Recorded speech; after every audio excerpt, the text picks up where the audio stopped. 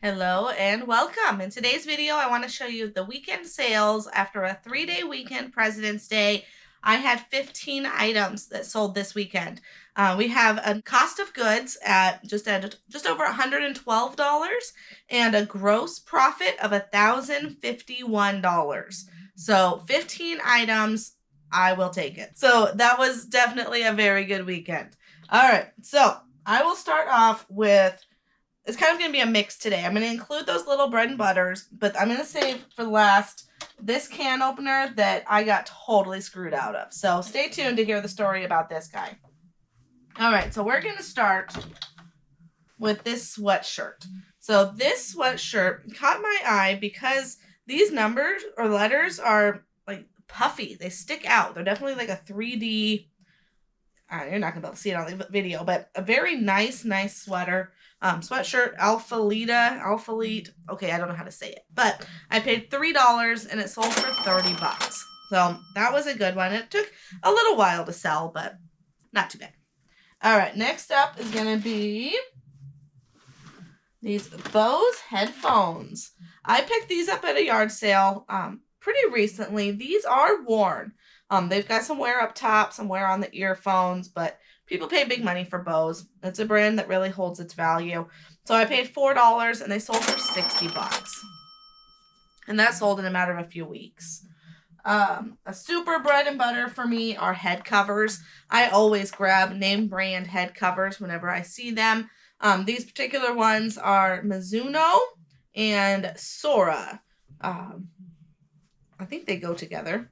It's a ladies club. I sold them together, $7.50. I'm in it less than $1 because when I'm at a yard sale, I'll buy like a whole bunch of them. They're like, oh, $1 for all of it. So this was in a packet. So I'll say like 50 cents for those. Then we've got this good one here. I knew this was going to sell fast. The sell-through rate was really high. So therefore, I knew it was going to sell fast. So I was willing to pay a little bit more for this item because I knew I wasn't going to sit on it for very long. So I paid $33 at Savers.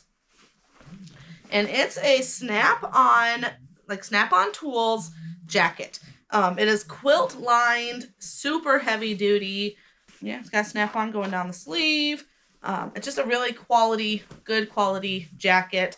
The guy that bought it said it was a gift for his son for his birthday. All right, I don't need the sob stories, but I went ahead and took his offer of $85 plus shipping. All right, next we've got this Ricoh camera. Any 35 millimeter cameras, I always look them up because people seriously undervalue them. So I paid $5 for this one and it sold for $25. Usually I can pick them up for $1 or $2 and they usually sell for like $30 to $50. So this was a lower end one, but I'm happy with $25 on it. Next up, Squirt. This guy is probably the oldest thing in my inventory. I got him at the Goodwill bins and I haven't been to bins in at least 3 years. I don't do bin shopping. They stress me out. So this guy, I've had him since that time. I'm in it about $1.50 because they do it by weight. And he sold for $26. So I do have to look at my listing. So full disclosure, this may end up getting canceled because... All right, my lucky day. He hasn't been working, but right now he feels like he wants to work. So, all right, cancel that. I'm going to keep him. He sold for $26.40. Okay, then we've got, don't you love how real these videos are? Okay, Neat Scanner. These guys do really good at tax season. Welcome to February. These are awesome because you can just scan your receipts, scan any of your paperwork, saves it to your computer. Kind of the new way of doing scanning rather than the old school scanners. But this guy, I paid $10, sold for $100. So I'll take that all day. All right, then we've got some purses. This really old vintage Dooney & Burke purse. Surprisingly, I got it at Goodwill. So I paid $8 and it sold for a best offer of $40. And again, it's sold pretty quick. It's not in amazing condition. Some of the leather is scratched, but with these, to make sure that they're real, you really want to check the stitching. So one thing in particular is the emblem on the front. it's got to be stitched on, not glued on. So if you try to pick at it and it doesn't come up because it's stitched on there, you know it's real.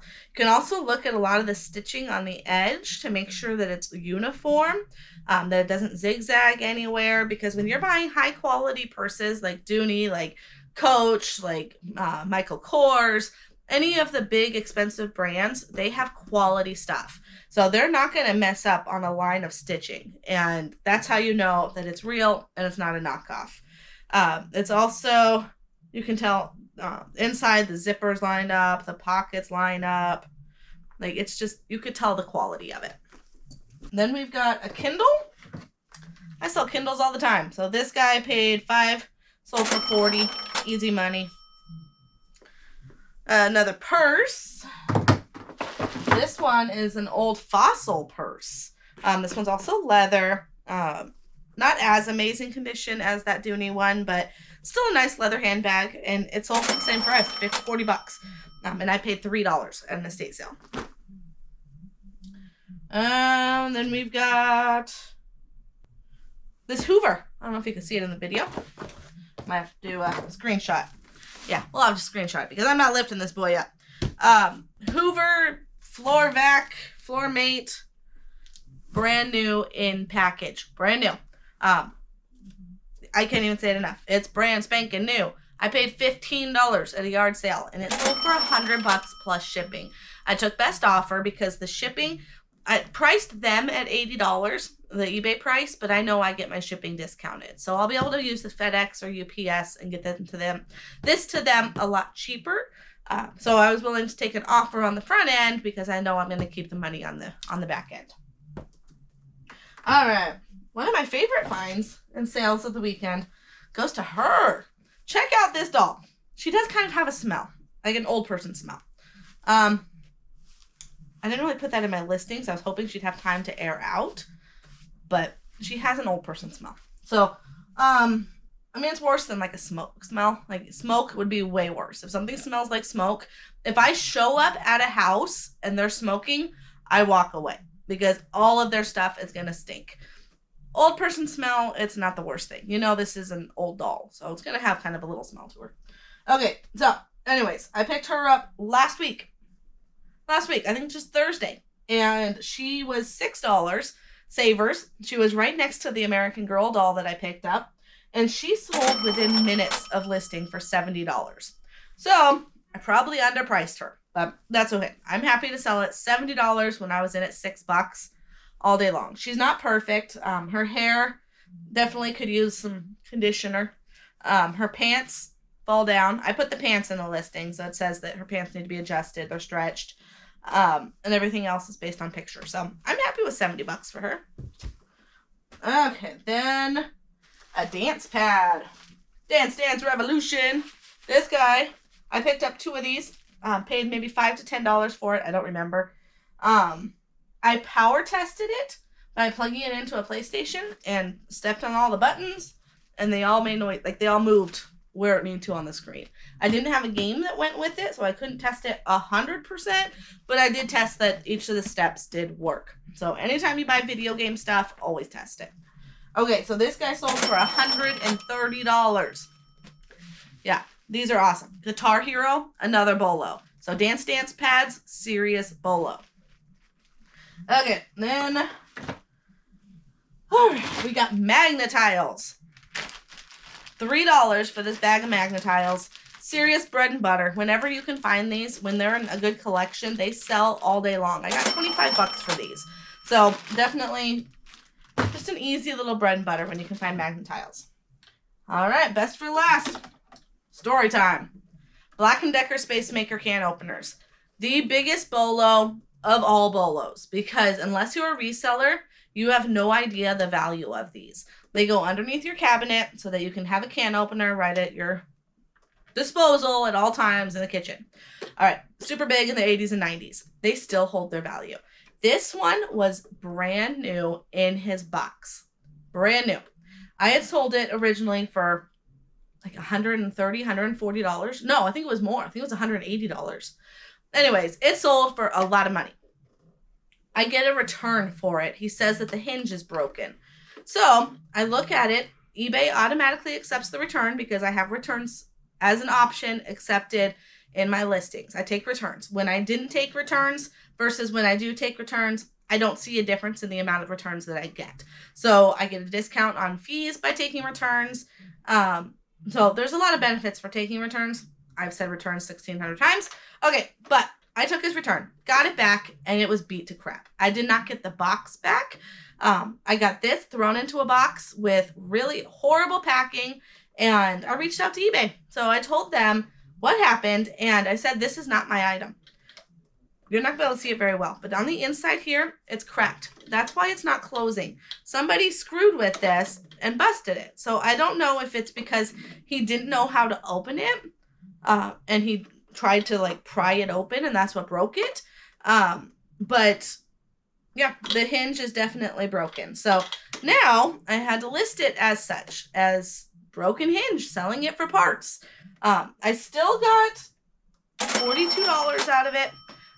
But I ate the shipping the first round that it went to the guy that first bought it, ate the shipping coming back to me. So we're out like $30 right there. So $42 is really my break even on this can opener. And it's such a shame that eBay sided with that buyer. They basically came back and said that it's his word against mine. And as a buyer, they will always get the right of way. Always. And as a seller, it's very disappointing. So I just have to tell myself, sell more stuff, because I'm not in it for a quick $40 profit. I do this for my $1,000 weekends. So I can't think of the little bit of loss here and there. I have to think about the big picture. So dust it off your shoulder and move on. I had reached out to him and asked him where my box was, just out of giggles. And he's like, oh, I'll see if I could find it. And because he was a total tool when he was messaging me, rude as can be, about a couple days later, he messages me and asks for my address. Oh, I found the box. Let me send it to you. What's your address? Nice try, buddy. So that point forward, I got a P.O. box because people like that kind of make you creeped out. So I let him keep the box because I'm not giving him my address. Either you had it from when I shipped it to you or you're out of luck. So, all right, long story. It just chalk it up as lesson learned. There was really no way to protect on that because there's no serial number. At least on electronics, when someone tries to do a little swappy, then you have a serial number to back you up. This doesn't. It has a model number, but that's the same on all of them. I don't know for sure that he swapped it, but I do know for sure that he broke it. And it looks like he busted it up here with a knife because it worked. And yeah, it's just very disappointing. But either way, those are my sales for the weekend. 15 items. Awesome, awesome weekend. If you like what you saw, you learned something new, make sure to hit that like and subscribe button. And you have a wonderful day. Thanks for watching.